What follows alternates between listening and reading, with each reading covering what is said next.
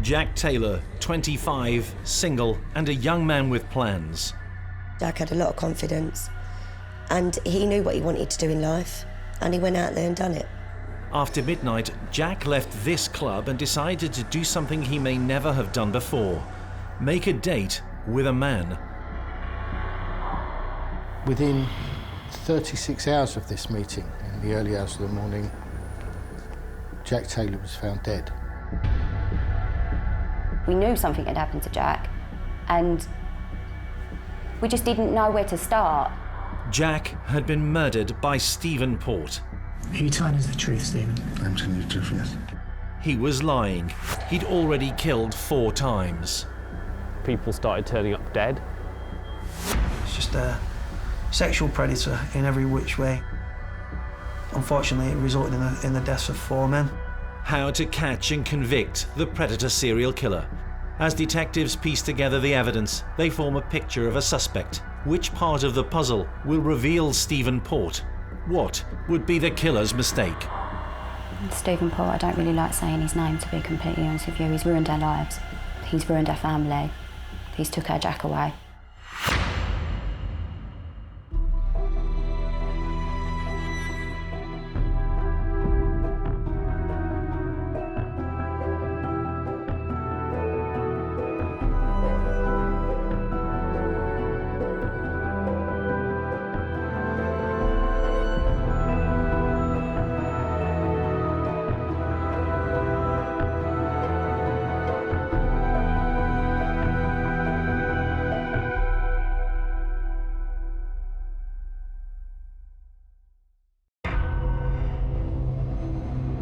Stephen Port would spend hours in a police interview room denying his crimes, refusing to accept that evidence of his online behaviour incriminated him in multiple murders.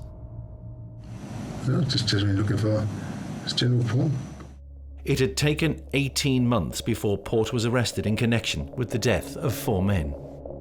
Were you involved in administering any drugs or poisons or noxious substances to him? No, I don't administer drugs to anyone or give drugs to anyone. At first, detectives refused to accept that there had even been murders, but the sisters of Port's 4th victim, Jack Taylor, would not accept that their brother had died of an overdose, as the investigators had said. How could he have? Jack did not do drugs.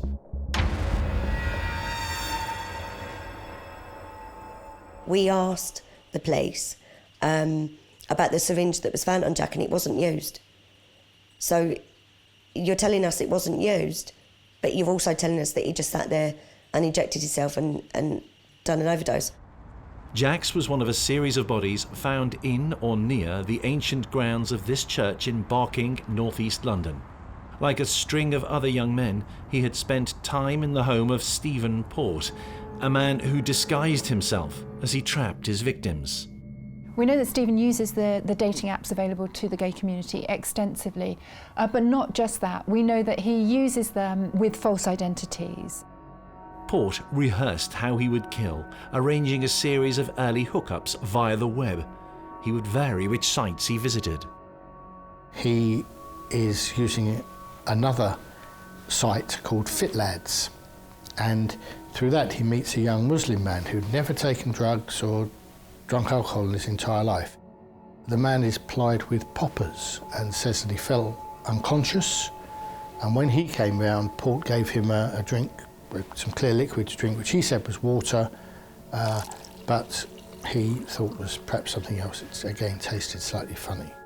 Not only did the water taste a bit funny, but he felt a bit funny. He said he felt like he was partially paralysed, and he realised that his underwear had been removed. Now, he didn't want to involve the police or to report this to anybody because he didn't know what his family would make of revealing his sexuality, which he hadn't. As bad as the experience had been, the young man was lucky to escape. He may well have been the last of Port's visitors to leave his flat alive.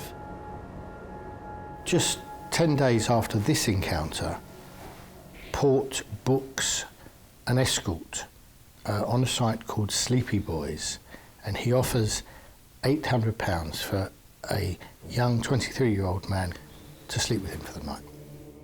The man was called Anthony Walgate, a fashion student from Hull. The appointment made with Walgate by Port was for the 17th, the night of the 17th of June 2014. What would be his fate?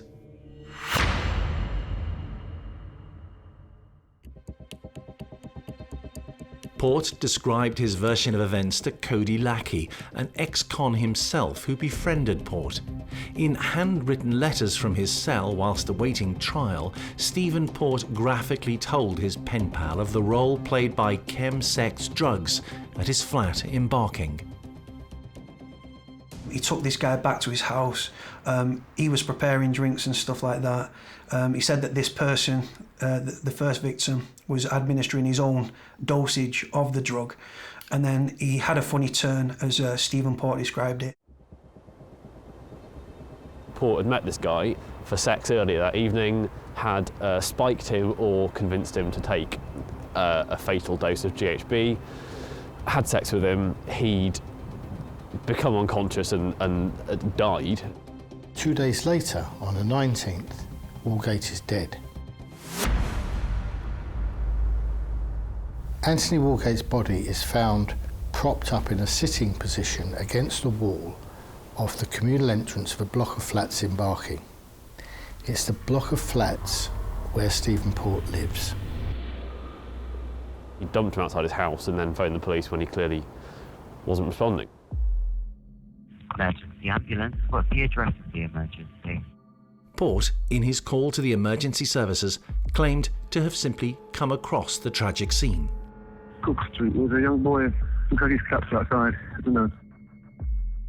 Stephen Port tells the police that he's found him there, that he's found this young man and he thinks he must have collapsed through drugs or through some other medical calamity. Obviously shows the guilt of the man, because anyone with any modicum of humanity and stuff would have looked after that person and stayed with them.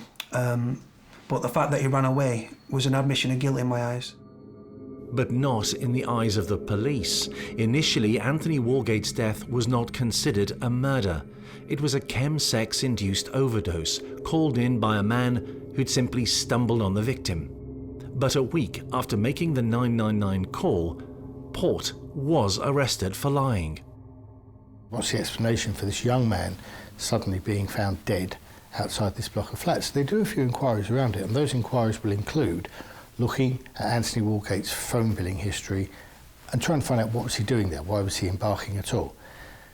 They realise through the Sleepy Boys website that he was in fact an escort, but not only that, he'd been booked for that night on the 17th of June by Stephen Port to come to those flats. Stephen Port, the very man who's phoned them up and alerted them and said, I've just found this young man outside my block of flats apparently collapsed.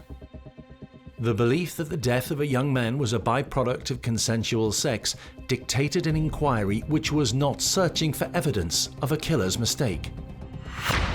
How the police viewed the possibilities of Anthony Walgate's death would have dictated in which way they investigated it and to what depth some of the investigation went. If they were looking at it as an unexplained death, but not necessarily a homicide or a sex crime, then some of the sampling and some of the scientific work that would have been done around Anthony's body would be different to that in a full-blown murder investigation. So it's possible that that is where evidence that could have tied Stephen Port to Anthony Walgate might have been missed. Indeed, inside Port's flat, there was a mass of evidence which might have incriminated him. That should have been looked into more, especially when they knew that he'd lied and lied and lied. That would have been enough to look into it, and had they had done that, and had they had looked at his computer and everything else that we now know that they had everything, it wouldn't just be Jack's life that was saved. We know he had searches on there for drug rape and drug porn, things like that. What was on his phone? How many other contacts might they have found? If they went through his account on Sleepy Boys and Grindr and FitLads and these other sites he was using, something else would have been uncovered. Port's video stash revealed much about his murder methods, his modus operandi. We know that Stephen watched a lot of pornographic material where other men were being drugged and raped and abused while drugged. None of that was uncovered by police after the death of Anthony Walgate. It's hard to be too harsh on people who are doing their best, but you do have to ask the question as to why nobody thought that Stephen Port merited further and wider investigation at that point.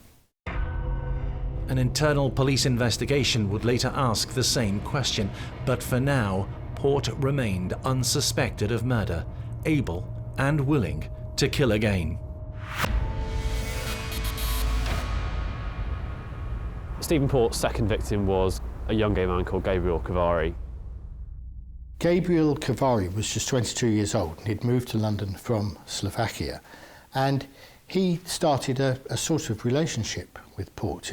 He lived with him in the flat in Barking for a short period, and during that period Cavari was texting his friends and saying, "Stephen Port is not a nice guy."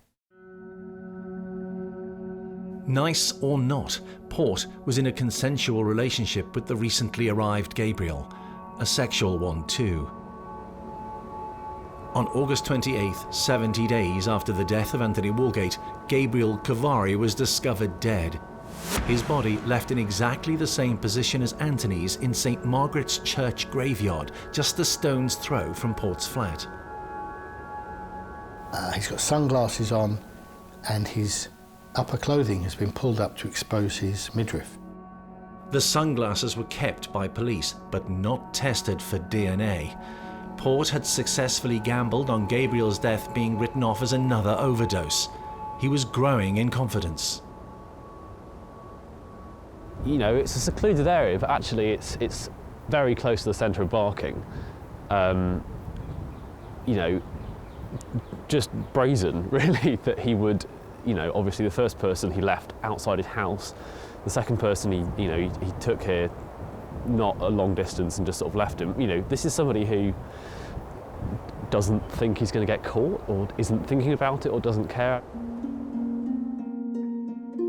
Having lived a life without crime, now aged 39, armed with the means to attract young men to his flat and to spike his victims with drugs, rendering them defenseless, Stephen Port had killed twice in 3 months, and the killing hadn't stopped. We get this slightly delayed initiation of his violent spree, but once it starts, he revels in the sense of power, of autonomy, which he hasn't had up to this point. It's not something which is intrinsic to his nature, and it's something which has been denied him by his rejection. So the sense of power must have been intoxicating once the series has started. Port, the killer, had left a trail of evidence suggesting he was a murderer, but was suspected at this point only of lying in a 999 call. Where was it that they were outside us? Cook Street. What door number? I don't know, I didn't look. You said 47 before. Yeah, so what's going on? The upshot of this is that Stephen Port is still free to carry on his activities. And those activities included, in just a few weeks, the murder of at least another 2 young men. He had made mistakes, but which one would lead police to investigate? Stephen Port.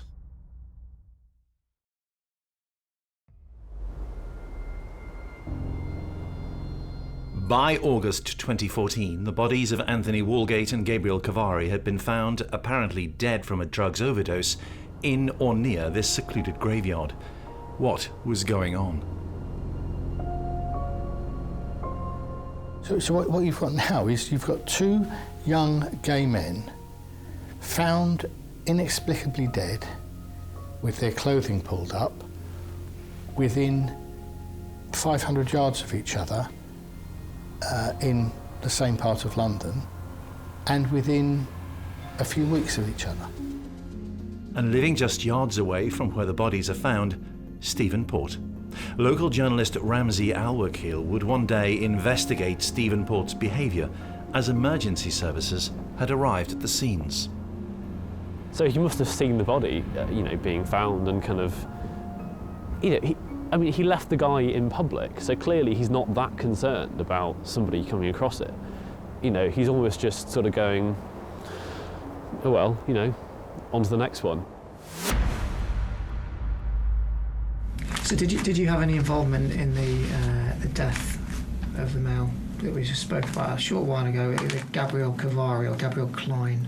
No, I did not. It was odd for us, certainly, for there to be two deaths in a short period of time. They were both men in their 20s or 30s. We asked the police, as I think you would, if there was anything to be worried about, basically, if the public were at risk. The police said no. But on September 18th, 2014, just 31 days after the body of Gabriel Cavari had been found propped up against this wall, a third young man, Daniel Whitworth, was found dead. Two deaths in sort of East London, it does happen, so I think we weren't sort of panicked at that point. When it really started looking odd for us was when the third man died, was found in the same churchyard. Did you go with Daniel to meet people? No, I knew he was doing the same as I was, but I'd seen him at the party and there was a brief conversation with him about it, but I've never actually engaged with him outside of the place. Daniel Whitworth's body is found in the identical location to Gabriel Cavari. Same churchyard, same wall, sitting up against the wall, clothing pulled up. Identical to the other bodies. He was young, gay, and a user of dating sites. The similarities were remarkable, but a piece of evidence would emerge that would prove crucial later on. So the difference being with Daniel Whitworth, he had a suicide note, or at least a note was found on his body in his left hand in the churchyard. In the letter, Daniel confessed to being involved with the death of Gabriel Cavari, the second man found dead in the vicinity.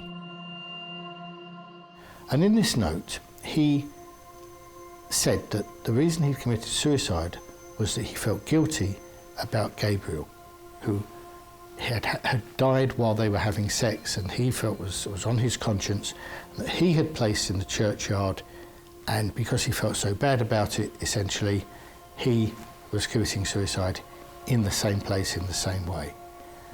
And then just almost as a PS, he said, please don't blame the guy that I was with last night. It was nothing to do with him, it's all on me. The letter was actually written by Stephen Port. If the police had suspected foul play as the cause of the three deaths, Port might have been a suspect.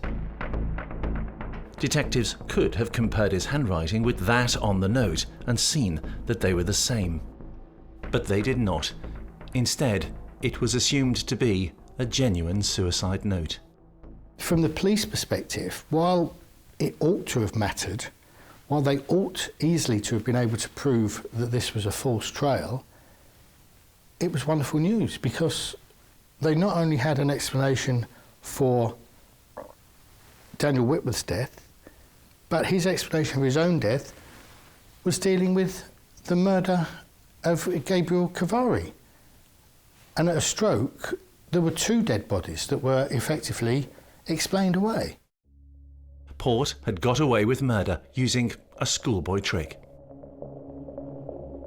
The suicide note is remarkable in its naivety and its childlike qualities. But it worked. No DNA tests were carried out on the note. Nobody really looked behind this note to try and see if it was genuine or not. And Daniel Whitworth's case went to a coroner for an inquest, and the coroner was quite particular in asking the police officers what they had done to try to establish the provenance of this suicide note. And I think it was slightly embarrassing, really, because they said, well, we haven't really done anything. It was just a note that we found on him, and he's, we've taken it at face value. Until further forensic and detective work was carried out on the letter, catching Stephen Port would not be possible, and it would be over a year before the letter was uncovered as a forgery.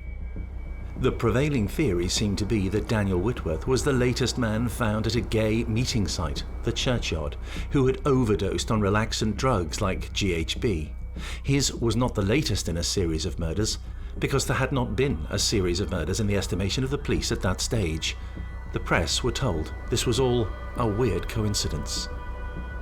And I sort of thought, well, it's not that satisfying, but at least we've got an answer, which is, you know, carry on as you were, no need to avoid the graveyard. There's no serial killer on the loose. But it turns out there was a serial killer on the loose. In March 2015, Port stood trial for the offence that he'd been accused of a year earlier, perverting the course of justice. He had claimed not to know victim number 1, Anthony Walgate, but detectives had later discovered that Anthony and Port had spent the night together before Walgate apparently overdosed from drug use. So Port had lied. He was sentenced to 8 months in prison. He spent 3 months inside, during which time bodies stopped turning up at St. Margaret's Churchyard or the roads nearby. It was in September 2015 that Jack Taylor was out with friends at the Dagenham Trades Hall Club. At 10:30, he's seen arriving at the hall, and at 12:30, he leaves. After departing from the Trades Hall, Jack calls a minicab, checks in on a dating app. 25-year-old Jack Taylor communicates with Stephen Port on Grindr, and it's 3 in the morning, but notwithstanding that, he goes over to Barking to meet him. He heads for Cambridge Road in Barking after he and Stephen Port had agreed to meet. Nobody was yet investigating them, looking for them, but Port was leaving digital footprints. One of the messages that they exchanged on Grindr was Port asking Taylor if he'd ever taken tea, by which Taylor assumed him to mean crystal meth, and he said, "No, I never have done, mate." The dating apps allow people to pick partners. He has just used that to pick victims. Shortly after 3, Port is recorded on security cameras near Cambridge Road in Barking Town Centre. Port collects him at the railway station, meets him there, and they go back to Port's flat. Port travels back to Cambridge Road and again is captured on camera, this time with Jack Taylor.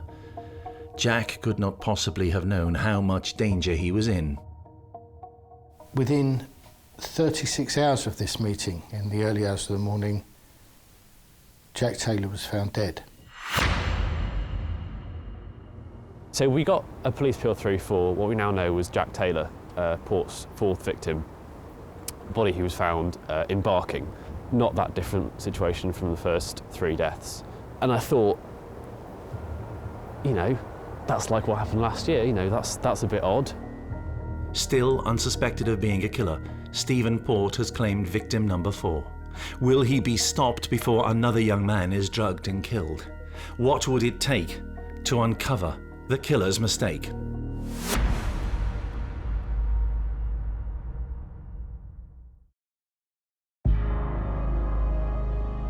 For Stephen Port to be arrested for murder, police had to suspect him of involvement in the death of 4 young men, and in late 2015, they did not. Uncovering any mistake that would lead to his arrest and conviction would take a change of mind at the Metropolitan Police. Port's 4th victim and the determination of a family to get to the truth would become key to catching a killer. Jack, 25, was a forklift truck driver and very much loved by a family that lived just a few miles from Barking in Dagenham. He was very passionate about family, always wanted to spend time with his family, his friends, loved socialising, just loved being with his family and friends all the time, just wanted to be a part of everything, didn't he? Yeah. It came as no surprise to his sisters that Jack had been out on that Friday the 13th of September. Jack was very much the life and soul, and he would get on with everybody. He'd be really sociable. He was a really friendly person. Like, he was the sort of person, he walked in a room and he lit the room up. That was just the way he was. Later that weekend, the news emerged. Jack has been found dead.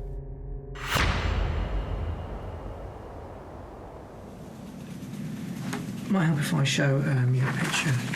We'll call this CRT 2. This is Jack Taylor.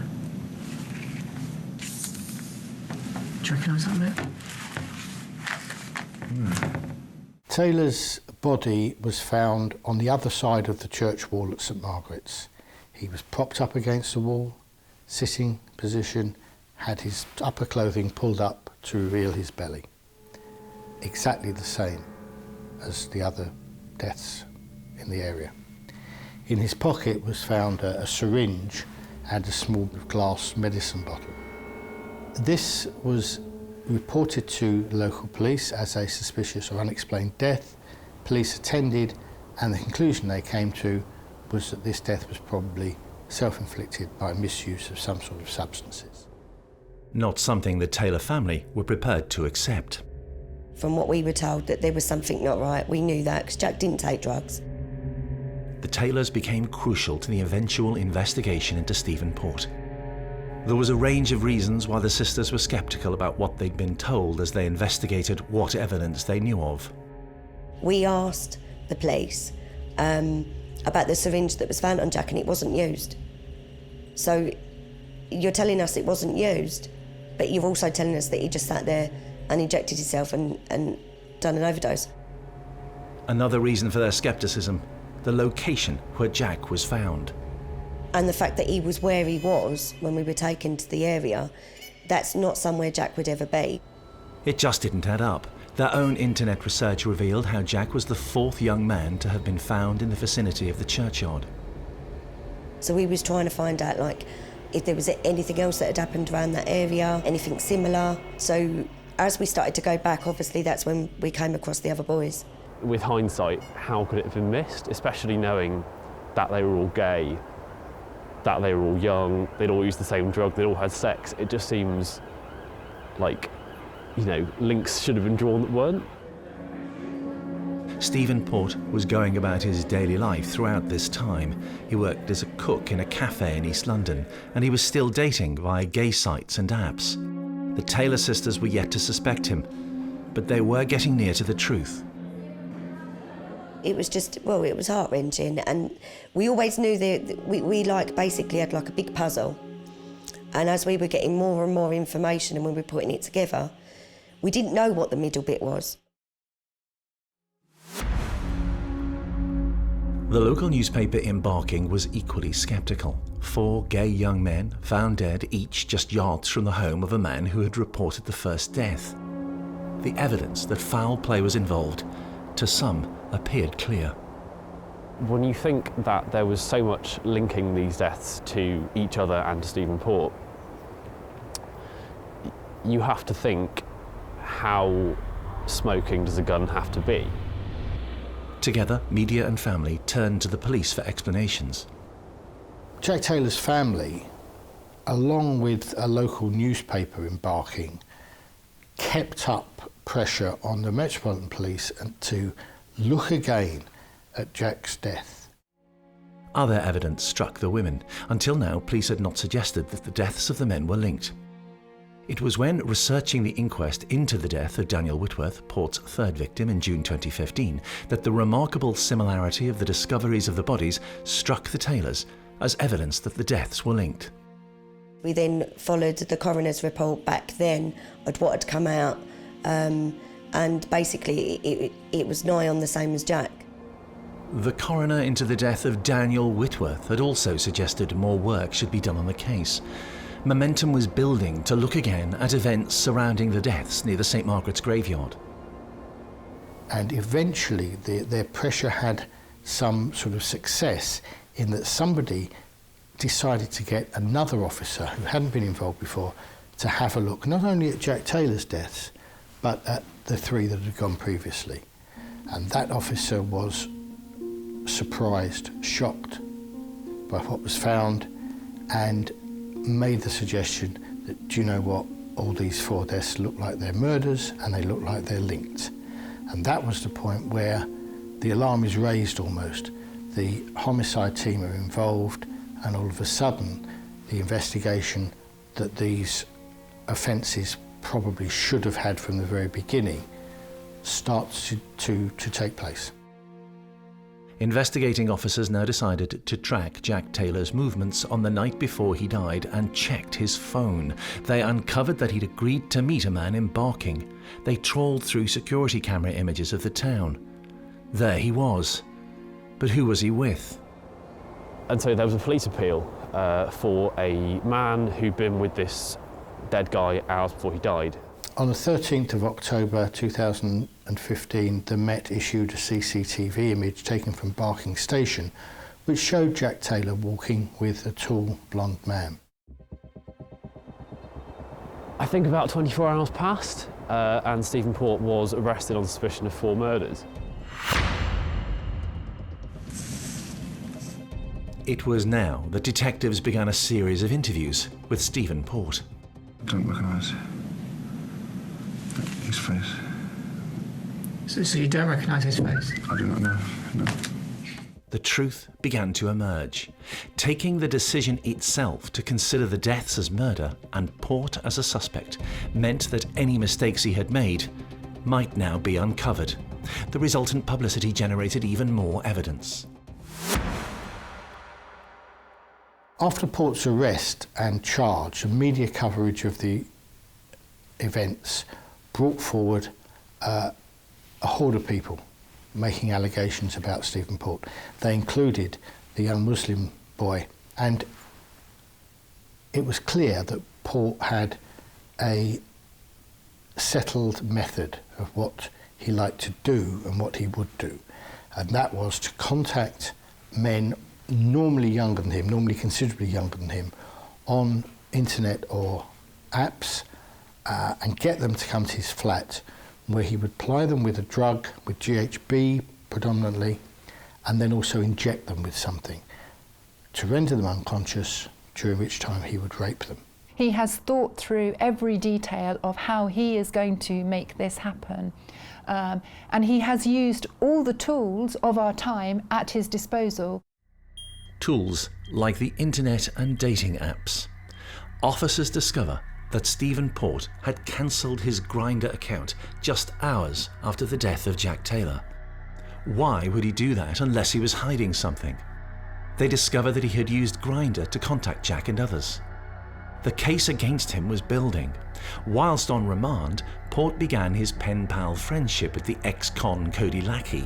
The handwritten letters, unknown about by police, were revealing. Stephen told me in his letters that he met this guy on Grindr. He invited him round to his. They was both taking this drug, GHB, and he said that the guy knew what he was doing. He was administering his own amount of the drug. Then apparently he took a funny turn. Stephen took him outside. I think he rang the emergency services. Emergency ambulance. What's the address of the emergency? Cook Street. There was a young boy.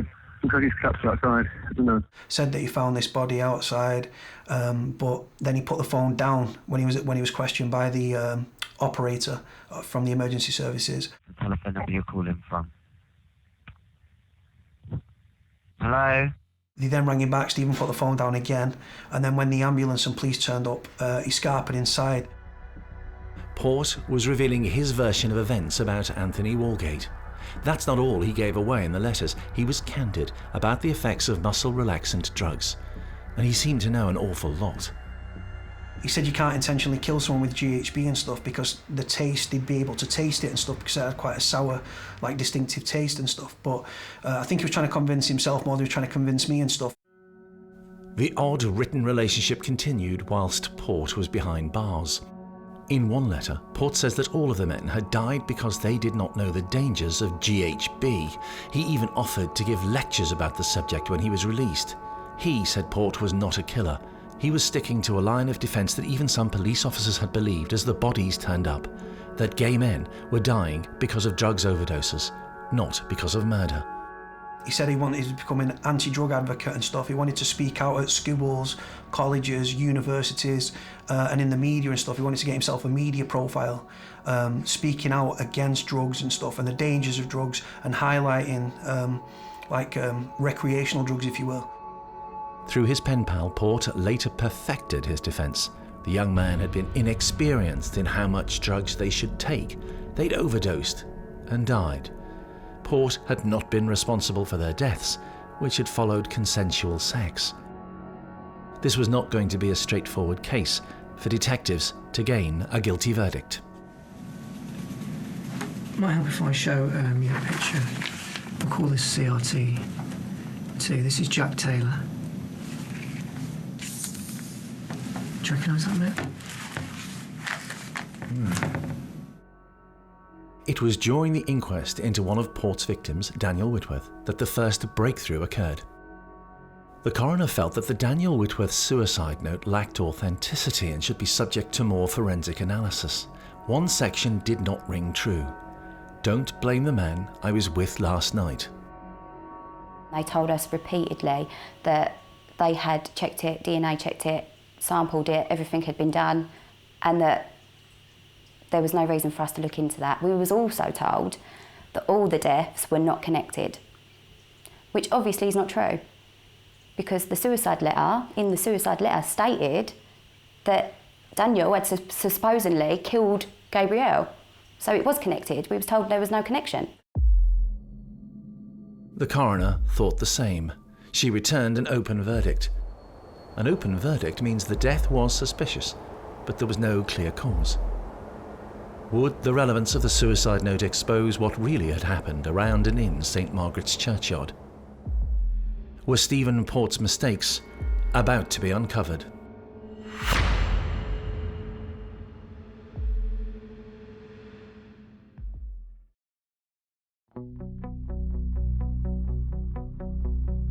The suicide note allegedly left by Daniel Whitworth, victim number 3, claims that Daniel had been with Gabriel Cavari, victim number 2, on the night that he had died. And in this note, he expressed not only his sorrow for committing suicide and upsetting his family and his friends by that, but saying that the trigger for it was the fact that Gabrielle had died. The note also urged people not to blame the man who Daniel had been with the night before. Who was that man? Stephen Port. The apparent suicide note. This was finally submitted to a handwriting expert. And the handwriting expert looked at other things written by Stephen Port, looked at other things written by Daniel Whitworth, and concluded that that suicide note was not written by Daniel Whitworth. The handwriting matched exactly that of Stephen Port, and more evidence would emerge when other tests were carried out on the note. And an expert made a statement to say that conclusively the paper that was used for the suicide note for Daniel Whitworth was the same as the paper on which Stephen Port had written his other letters. And crucially and clinchingly, Stephen Port's DNA was found on Daniel Whitworth's suicide note. The sunglasses found by the body of another victim were tested for DNA. Sure enough, Port's was on them. Still, he protested his innocence. I mean, Stephen, did you write this letter here, CRT 11? No, I didn't. The photos of it that's found with Daniel? No. No. Yet more evidence. A blue sheet which had come from Port's bedroom and found over a victim's body. Not only was Stephen Port's DNA found on the Daniel Whitworth alleged suicide note, but Whitworth was found wrapped in a blue sheet, or the blue sheet with him, and Stephen Port's DNA was also found on that sheet. Are you telling us the truth, Stephen? I'm telling you the truth, yes. About the letter? Yes. It had taken forensic science to prove that the 4 deaths were linked and that Port had been with all of them, something he tried to cover up with a fake letter. It was the handwriting on that letter which was his undoing. When seen side by side with Cody Lucky's, which the police did not have available to them when investigating, the similarities are particularly pronounced on the letter P.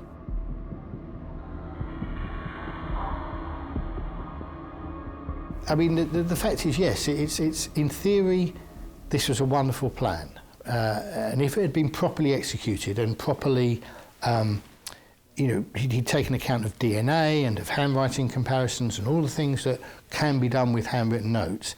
If that was all dealt with, this was genius. This was, the stroke of a master criminal. But Port was no master criminal. His other mistakes were exposed, one by one. Stephen Port's mobile phone was examined during the investigation, and it was found to contain no fewer than 83 separate video clips of pornographic material, many of which involved a man apparently having sex with another man who was unconscious.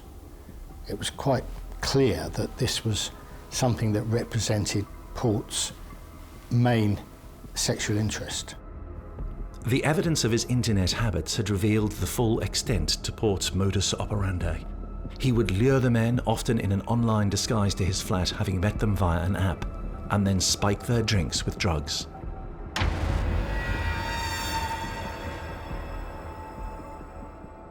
Particularly within the gay community, relationships are formed through the use of the apps. It's a ready selection, rather than emerging organically. And really, if you think about it, what Stephen Port has done in selecting his victims is simply an extension of this. He's chosen his victims in the way that in the 21st century, people choose their partners, their relationships. And then there was the discovery of CCTV linking Port with his fourth victim, Jack Taylor, which first exposed the serial killer to investigation. And suddenly, that piece that we'd written a year before saying, "Don't worry guys, there isn't a serial killer on the loose," apparently just felt, almost, there's a tragic irony to it because it was wrong.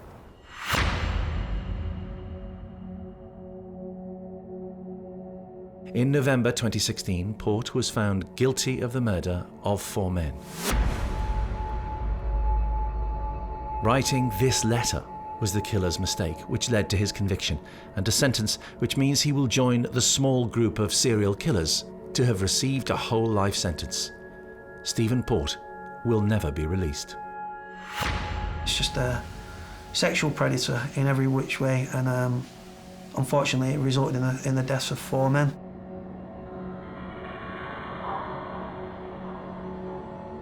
I don't think you can put how much we miss him into words, to be honest. I don't think you can. Any of us. It's just, our worlds have just been squashed.